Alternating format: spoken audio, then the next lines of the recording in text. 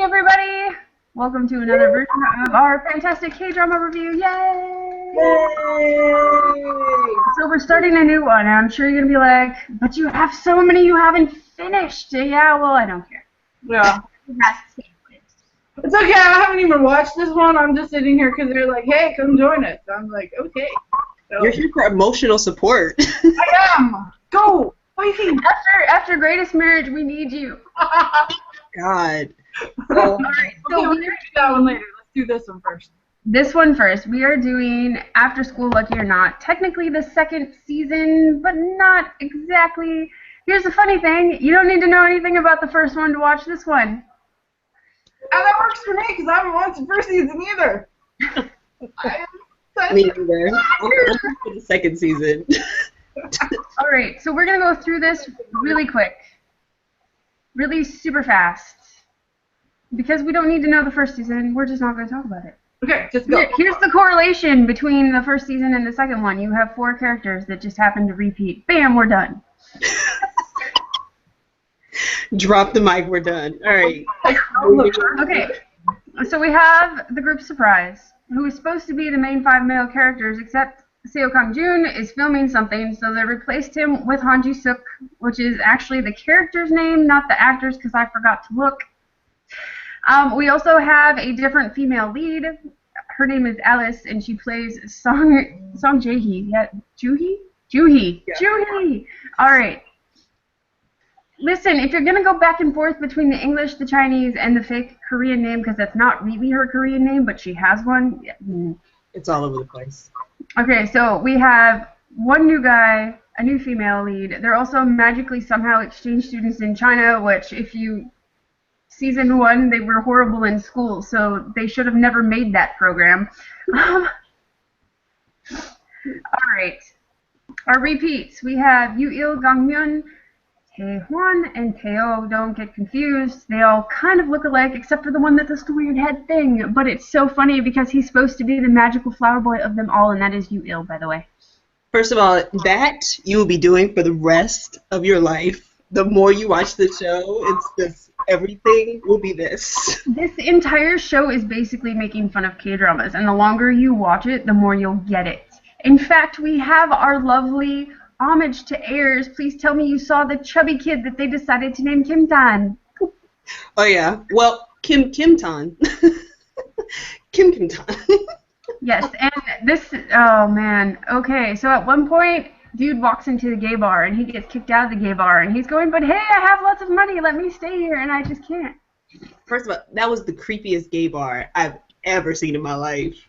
That was absolutely horrible. I've been to gay bars. They were not like that. Most gay bars are glitter and dancing, and usually someone walking around in, like, booty shorts, but nothing like that, ever. They have the Boxsters with the noses for the thing. Just, we'll leave it there. Leah's about to die, and she hasn't even watched this yet. Alright. So basically, we start this all off. Magic exchange students were in China, and all of a sudden, Taewon's family leaves and goes, oh, by the way, we're going on our anniversary. Take care of this baby who is clearly only, well, supposed to be like 6 months old, but is actually like way older than that. And then when the baby is not on screen, it's this giant bundle with a hat. And you're like, why are you covering the baby's face? So what is wrong with you people? Is it a homely baby? No, it's a cute baby, but whenever it's not on screen, he's just carrying this giant, like, swaddle of blanket. It's like a giant burrito. Exposure. You can't have sun. It will kill you. But they cover its face, and I'm going, oh my god, if it were a real baby and you did that, do you know how much that child would be screaming? It's completely covered. It's just a bundle of just... And you can see when they carry it, they're all like, here, take this pile of blankets. At least most most shows will get a fake baby doll at least. And it's like, okay. No, this is just blankets where they shoved a hat in the end of the burrito. That's all it It's horrible.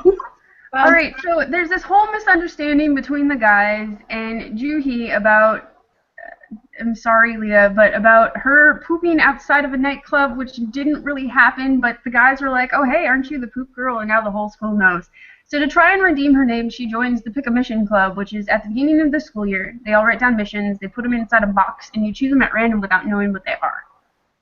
So Juhi joins their club with Jisuk. She makes him join with who is the resident flower boy of the school before they all showed up. And the very first thing she does is she joins the club to try and get revenge, which totally and completely backfires because she pulls her mission out. And Jisuk takes pity on her and just grabs it out of her hand and goes, I'll do it, because her mission to get revenge was to make the guys wear their underpants outside their pants. So then you have this poor boy walking around with his underpants outside his pants, even though he didn't want to be there to begin with. Yeah, but he was so cool about it. It's like he's just like, I got this. Yeah, it's just, no matter what he does, it could be the most embarrassing thing. He's so cool. Well, and that's the thing, okay? Seo Kang-jin's character in the first season was that guy. Okay. So I'm happy that they kept him to balance out the other four because they're crazy. Oh God, we're not done yet. We're not done yet. Okay, so battle number 2, mission complete. By the way, they all applauded when he put the underpants on the side because that's what you do. They applaud, you sign it, and you put it on the wall. They haven't done that part yet, but we'll get there. The second one is a dojo battle.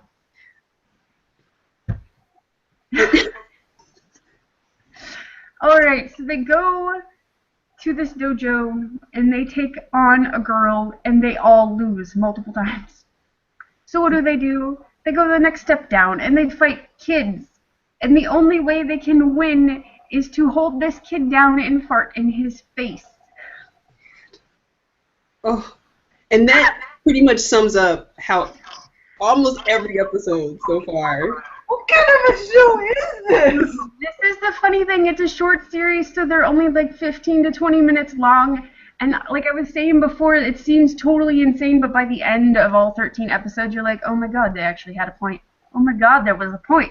Like, I feel like the way you say it, because I haven't officially finished season 2. We talked about this, and I feel like the way that you are talking about it, it feels like the point is going to sneak up on me, like Freddy Krueger. I'm like, oh God. It was not until the very last episode of the first season that you got the point, and it was in like the last 10 minutes of this 15-minute episode, and you're like, light bulb.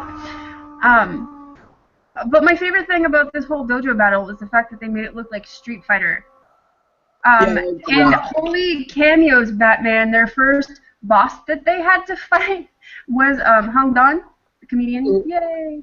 And then the second one they had to fight, if anyone has seen the Reply 1994 or Answer Me 1994, whatever you want to talk about it, Kim Sung-kyun was there, and he was their kung fu master, complete with white hair and beard, and oh my God, it was so funny. I'm sitting there going, oh my God, is that him? Oh my God, it's him!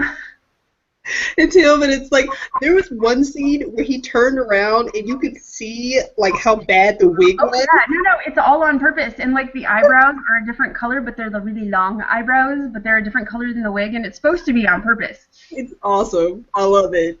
But here's the thing, okay, so the whole point of the Kung Fu Master is to train them for this dojo fight, and he's like, well, you need to hit me one time, and the one guy trying to whack a fly manages to hit him, and then all of a sudden he cries, and you're like, oh my God. Case in point, you need to watch this show. The first 3 episodes were kind of crass, but I promise you by the end of it there will be a point, and it will be funny the whole time. I'm sitting there going, I should not laugh at this. I should not be laughing at this. I mean,